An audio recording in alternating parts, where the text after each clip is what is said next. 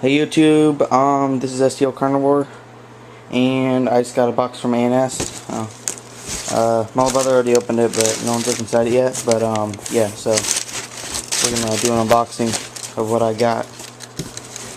So we got this stuff, and right off the bat, I got some cool white pods. So I got 4 white pods, and I got 3 aqua blue ones.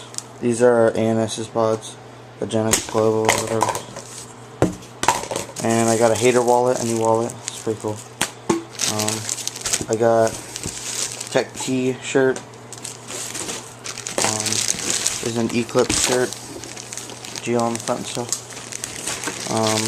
I don't know what this is. I thought this was a hater something. No, it's an Eclipse. And then I got an Eclipse backpack, the school one.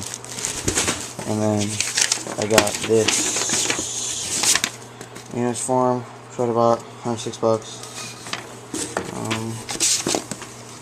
I got a little pamphlet and some A&S stickers. Alright guys, so subscribe, comment, rate, whatever. Alright, see you later.